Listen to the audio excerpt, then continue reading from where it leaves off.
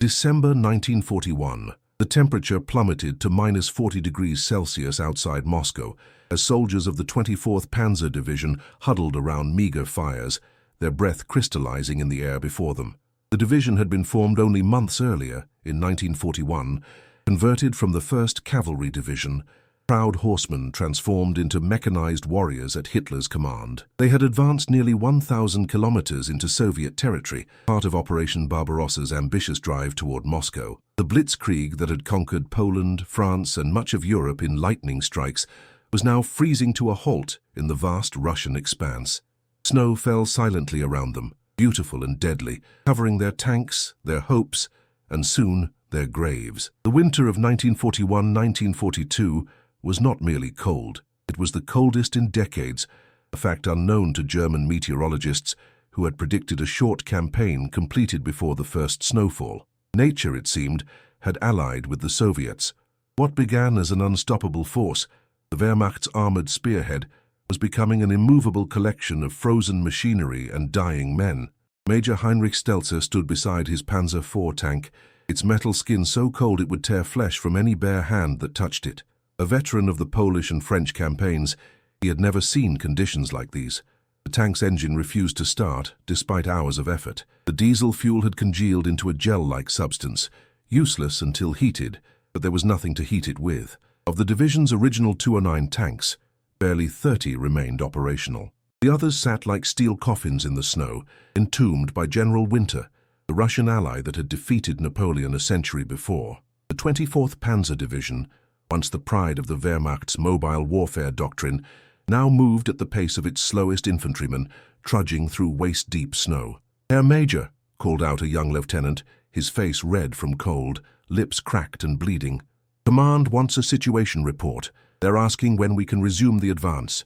Stelzer almost laughed but caught himself. The higher command, hundreds of kilometers behind the front in warm bunkers, still believed in the fantasy of taking Moscow before Christmas. They didn't understand that the division was no longer fighting Russians, it was fighting survival itself. Across the front line, Lieutenant Nikolai Petrov of the Soviet 316th Rifle Division watched the Germans through binoculars. Unlike his enemies, Petrov and his men had winter uniforms, padded, insulated, with proper boots and felt liners.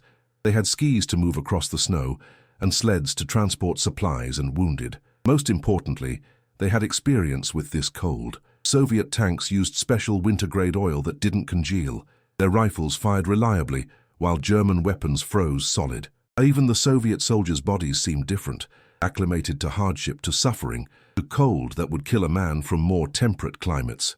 "They're dying out there, Comrade Lieutenant," said Sergeant Baranov beside him, a hint of satisfaction in his voice. "And we haven't fired a shot today." Petrov nodded. "The snow kills more efficiently than bullets. Hitler forgot about our Russian winter." But even as he said this, Petrov felt a strange kinship with those freezing men in field-gray uniforms. They were soldiers like him, following orders, believing in something, even if that something was a madman's vision. Before the war, Petrov had been a teacher in Leningrad. He wondered how many of those Germans had been teachers, farmers, workers, ordinary men caught in extraordinary circumstances. Then he remembered Leningrad now, surrounded, its people starving because of these same Germans, and the moment of empathy passed. "We attack at dawn," he said flatly. "General Zhukov is beginning the counter-offensive. The fascists will learn that Russian winter is only the first circle of hell we have prepared for them." Within the 24th Panzer Division's perimeter, Corporal Werner Bauer couldn't feel his feet anymore. This was both blessing and curse. The pain had subsided, but he knew enough about frostbite to understand what this meant. Many men had already lost fingers, toes, noses, ears. The lucky ones were evacuated. The unlucky developed gangrene and died screaming as the blackness crept up their limbs. Bauer had been a bank clerk in Munich before the war, his hands accustomed to counting money, not loading artillery shells with fingers stiff from cold. The division had begun Operation Barbarossa with high spirits, believing Hitler's promise of a swift victory over the Bolsheviks. They had advanced rapidly across Ukraine and into Russia proper, their tanks unstoppable against the disorganized Soviet resistance of June and July. But now in December, with Moscow visible on the horizon yet somehow further away than ever, those early victories seemed like memories from another lifetime. Bauer looked around at his comrades. Hollow-eyed men with sunken cheeks, their uniforms hanging loose on frames that had lost 20-30 kilos since crossing the Soviet border. They spoke less each day, conserving energy, retreating into themselves as the cold intensified. Some stopped speaking altogether before they stopped breathing. Their rations had dwindled to a few hundred grams of frozen bread per day. They melted snow for water, but even that simple task required precious fuel they couldn't spare from the few operational vehicles. Ammunition was plentiful, the only thing they had in abundance, but weapons jammed constantly in the extreme cold. The gun oil they'd brought from Germany solidified, making their rifles and machine guns useless unless disassembled, cleaned of all lubricant, and fired dry. And still Moscow beckoned, the capital city so close that on clear days they could see the golden domes of the Kremlin through powerful field glasses. Hitler's directive remained unchanged: take Moscow, break Soviet resistance, end the war in the east. But the 24th Panzer, like every division along the vast front, was learning a harsh truth about Russia. Its true size, its true weather, its true capacity for suffering were all beyond German comprehension. The command bunker of the 24th Panzer Division was a dugout reinforced with logs and earth, warmed by a small stove that consumed precious fuel. Colonel Maximilian Werner, the division commander, bent over maps spread across a wooden table, his face illuminated by lantern light. An aristocratic Prussian with a rigid military bearing, Werner had maintained discipline even as conditions deteriorated. But now, as he studied the deployment of his forces, he recognized the precariousness of their position. General Heinz Guderian, commander of the 2nd Panzer Army, had ordered all available units to continue the push toward Moscow, but Werner knew his division had reached its breaking point. Of his 14,000 men, nearly 3,000 were casualties of combat or cold. The remainder were exhausted, undernourished, and increasingly demoralized. "We must consolidate our position and establish winter quarters," he told his staff officers.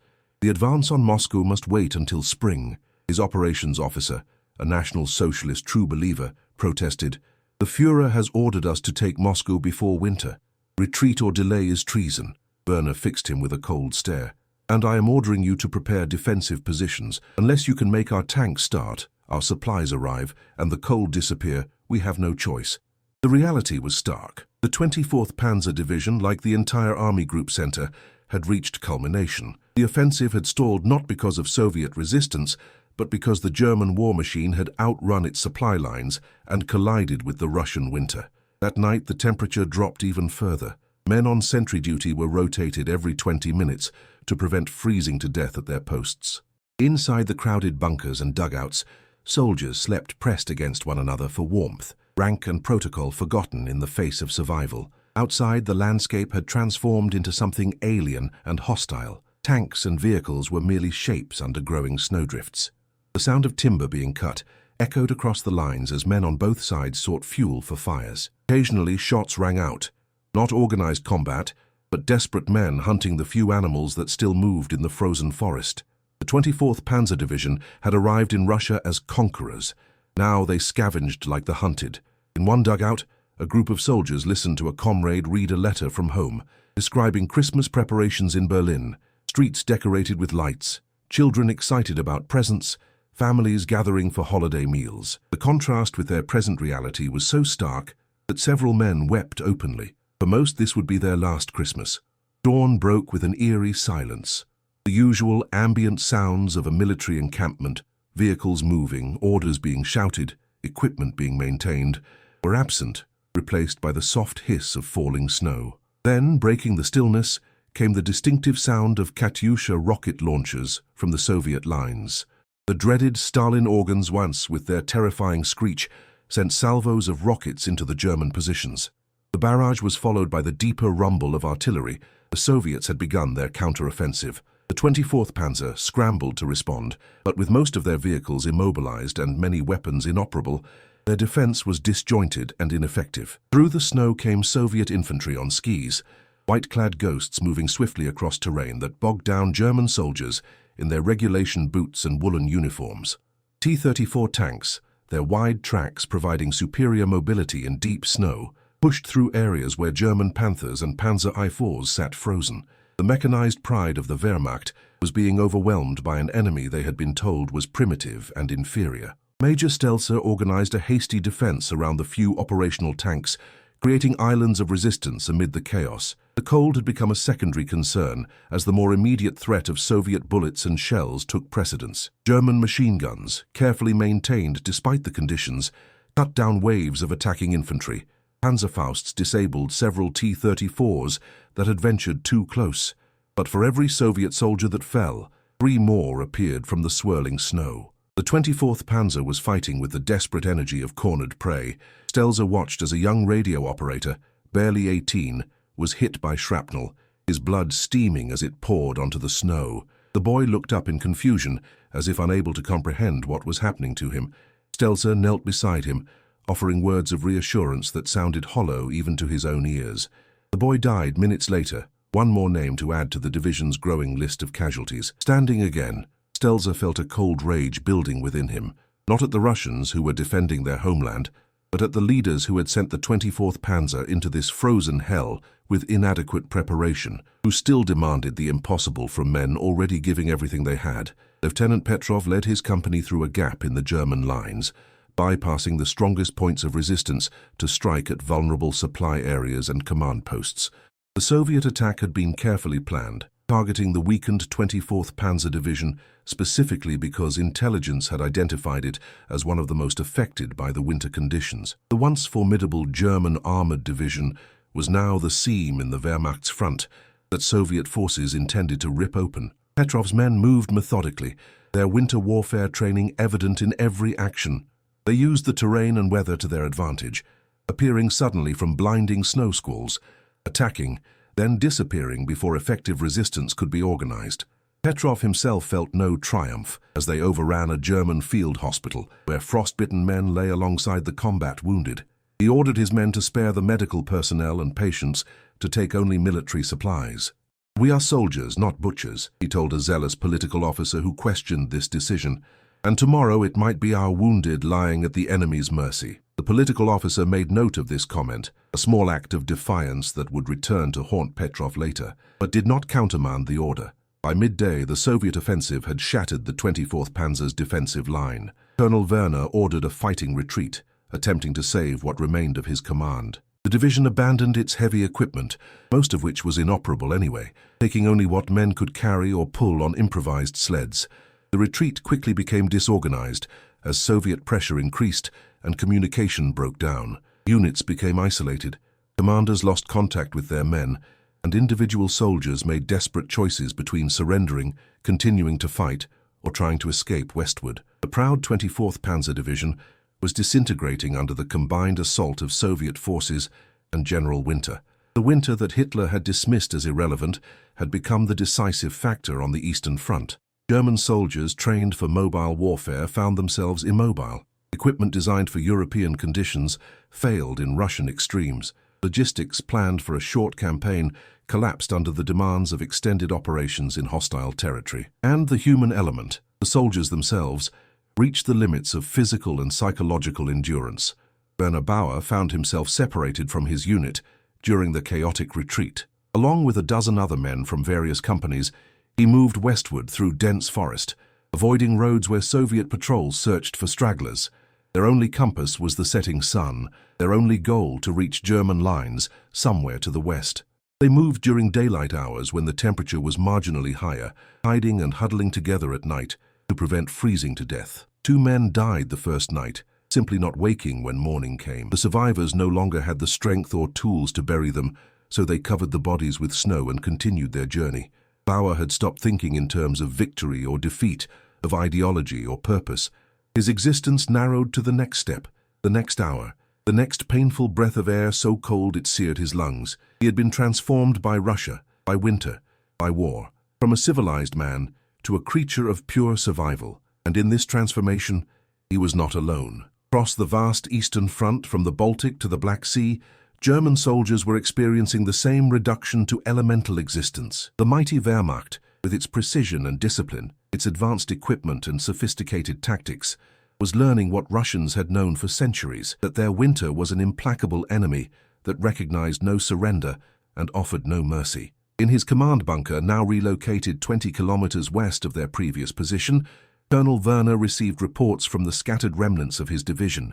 The numbers were devastating. Of the 14,000 men who had been under his command at the start of the Soviet counteroffensive, fewer than 5,000 remained in organized units. The others were dead, captured, missing, or still making their way back in small groups like Bauer's. The division's heavy equipment was almost entirely lost, abandoned during the retreat or captured by advancing Soviet forces. The 24th Panzer Division existed now primarily on paper, its combat effectiveness reduced to that of a reinforced regiment at best. Werner composed his report to higher headquarters with brutal honesty, detailing the condition of his men and equipment and recommending that the division be withdrawn from the front line for reconstitution. He knew such frankness might end his career. Hitler was increasingly intolerant of officers who spoke of difficulties rather than victories, but Werner's sense of responsibility to his remaining men outweighed personal considerations. The 24th Panzer Division is no longer capable of offensive operations, he wrote. Without immediate reinforcement, resupply, and winter equipment, it cannot maintain even defensive positions against determined Soviet attacks. He concluded with what he knew was an unwelcome assessment. The offensive against Moscow must be abandoned until spring. The current priority must be the survival of the force through the winter months. The impact of the winter of 1941-1942 extended far beyond the 24th Panzer Division. All along the Eastern Front, German forces that had advanced hundreds of kilometers into Soviet territory found themselves in similar situations, overextended, undersupplied, and unprepared for Russian winter conditions. Hitler's refusal to authorize winter clothing production until October, when it was already too late to manufacture and distribute it before winter set in, proved a fatal miscalculation. His insistence on continued offensive operations, despite clear evidence that the campaign had reached its culmination point, compounded the error. The German High Command had planned Operation Barbarossa as a swift campaign that would defeat the Soviet Union before winter. When that timeline proved unrealistic, they had no contingency plan.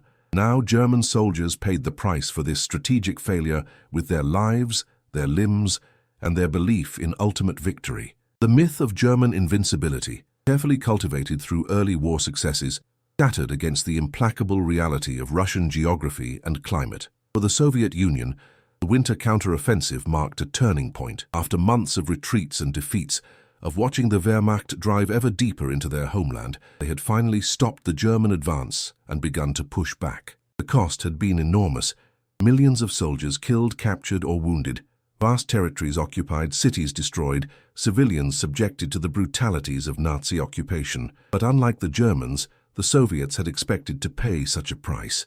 Their strategy had always been to trade space for time, to absorb the initial German assault and then counterattack when conditions favored them. Winter was not an unexpected obstacle, but a calculated ally. Soviet forces had the equipment, training, and experience to operate in extreme cold. Their weapons functioned where German ones failed. Their supply systems, though strained by the German advance, were adapted to winter conditions. And perhaps most importantly, Soviet soldiers had the psychological preparation for the hardships of winter warfare. It was their element, their home ground advantage. The remnants of the 24th Panzer Division established defensive positions along a forested ridgeline, creating a semblance of a front line amid the chaotic situation.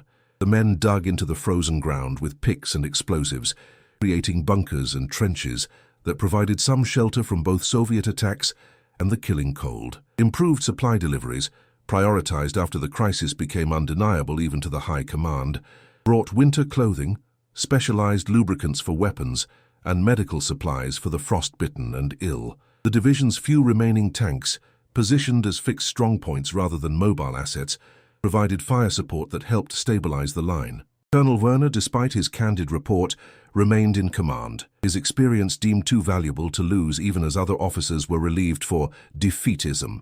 He worked tirelessly to rebuild his shattered division, consolidating depleted companies, integrating replacement personnel, and restoring the discipline and morale that had eroded during the retreat. But both he and his men knew that the 24th Panzer would never be the same. The division that had entered Russia with confidence and power had been humbled not just by Soviet resistance, but by Russia itself. Major Stelzer supervised the distribution of the newly arrived winter clothing, white camouflage overalls, insulated boots, fur-lined gloves, and proper headgear. Too little, too late, he muttered to his adjutant as they watched soldiers eagerly claiming the items that might have saved hundreds of lives had they been available months earlier. The division's medical officer reported that new cases of frostbite had decreased, but those already affected faced long recoveries or permanent disability. Many would be evacuated to Germany, their war over. Stelzer had begun to question the purpose of their sacrifice. He had joined the Wehrmacht to defend Germany, believing in the need to reverse the humiliation of the Versailles Treaty and restore his country's rightful place in Europe. But standing in the Russian forest, thousands of kilometers from home, watching his men suffer and die for gains measured in frozen, desolate territory, those justifications seemed increasingly hollow. He kept such thoughts to himself, knowing they bordered on the treasonous, but they nagged at him during the long, cold nights when sleep eluded him. What was Germany doing in Russia? What could possibly be worth this cost?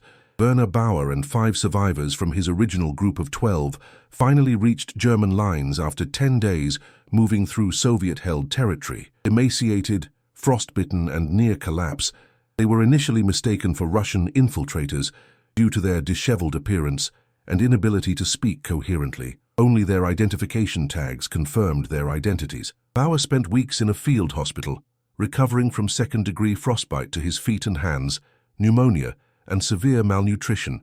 He learned that he was among the fortunate ones. Many of those separated during the retreat had been captured or killed. Soviet prisoner treatment was known to be harsh, with captives forced to march long distances in the cold, housed in unheated camps, and provided minimal food. Of those captured during the winter battles, fewer than half would survive to see Germany again. As Bauer recovered physically, the psychological wounds remained raw. He wrote letters home that passed through military censors, omitting the worst details, but unable to completely hide the trauma he had experienced. "The Russia they told us about does not exist," he wrote to his parents. "This is another world with different rules. They did not prepare us for this reality." The letter was confiscated, and Bauer received a warning about spreading defeatism. After that, his letters became brief and formulaic, conveying nothing of his true experience.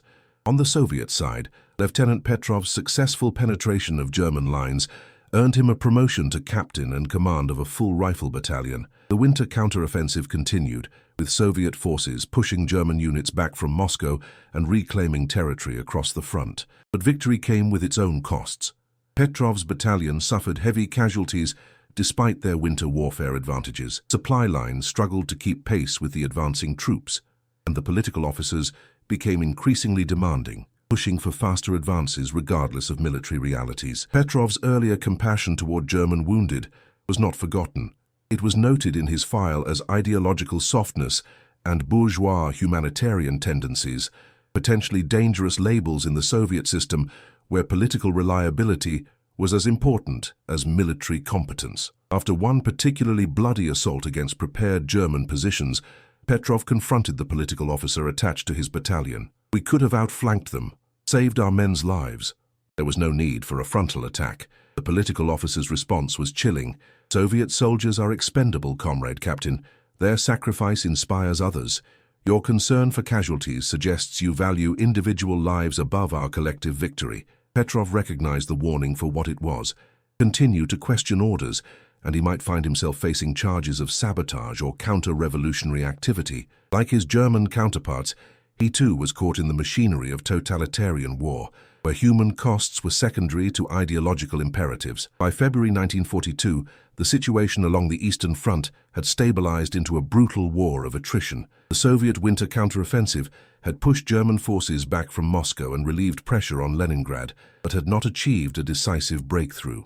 The Wehrmacht, despite enormous losses in men and equipment, had avoided the complete disaster that had befallen Napoleon's Grande Armée in 1812. German forces established defensive lines, dug in for the remaining winter months, and began planning for renewed offensive operations when spring arrived. For the 24th Panzer Division, now reduced to barely 30% of its original strength, the winter became a time of rebuilding and reflection. Replacement personnel and equipment arrived gradually, often inexperienced men paired with refurbished vehicles. The division's veterans, those who had survived the advance and subsequent retreat, bore the responsibility of training these newcomers in the harsh realities of the Eastern Front. But something fundamental had changed. The aura of invincibility that had surrounded German armored forces was gone, replaced by a grim recognition of their vulnerability, not just to enemy action, but to the environment itself. Colonel Werner was recalled to Germany in March, ostensibly for consultation on winter warfare tactics, but actually to account for his division's failure to hold its positions during the Soviet counteroffensive. Though he avoided outright dismissal, he was not returned to his command, instead being assigned to a training role in Germany. His replacement, Colonel Friedrich Heller, arrived with a cadre of staff officers fresh from the Reich, full of optimism and aggressive plans that veterans like Major Stelzer recognized as dangerously naive. "We will restore this division to its former glory," Heller announced at his first command briefing. "When spring comes, we will show the Russians the true power of German armor." Stelzer exchanged glances with other officers who had survived the winter. They knew that such bravado meant nothing against the realities of the Eastern Front.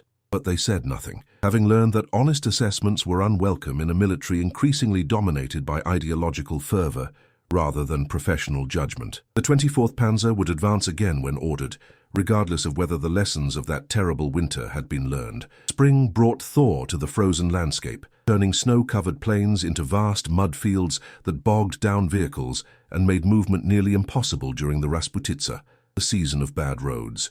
Only after the ground hardened would major operations resume. This pause gave both sides time to prepare for the campaigns to come. For the 24th Panzer, it meant intensive training, equipment maintenance, and integration of lessons learned during the winter, at least those lessons that official doctrine acknowledged. Unofficial adaptations spread among the ranks, methods for keeping weapons functioning in extreme cold, techniques for detecting frostbite before it became severe, ways to construct shelters that maximized heat retention.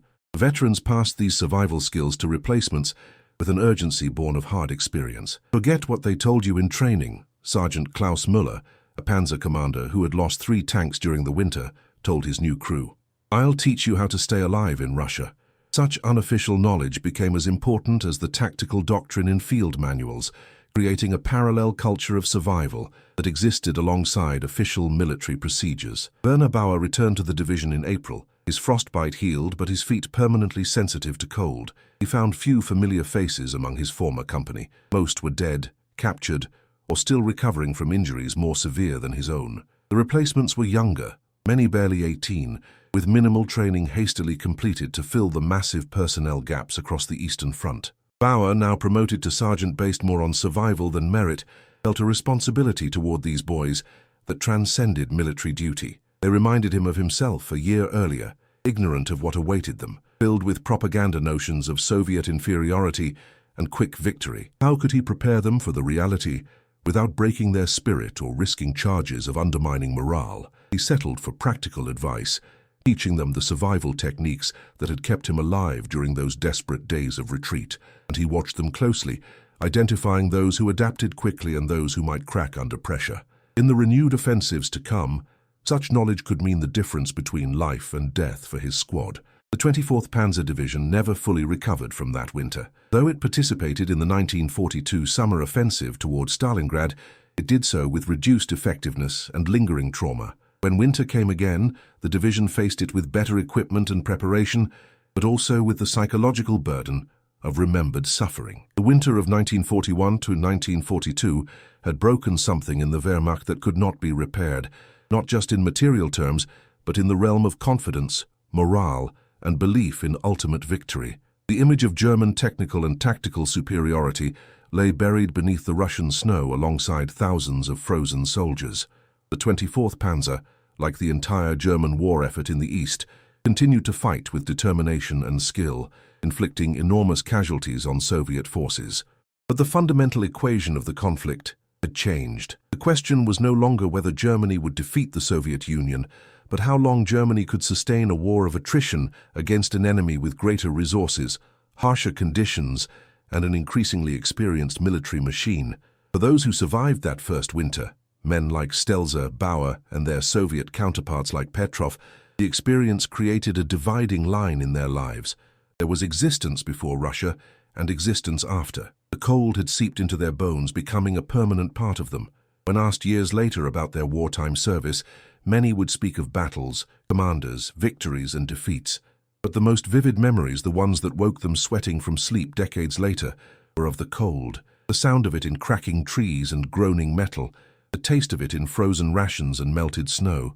The feel of it as it drained warmth and life from extremities, the sight of it in the blue-white faces of the dead.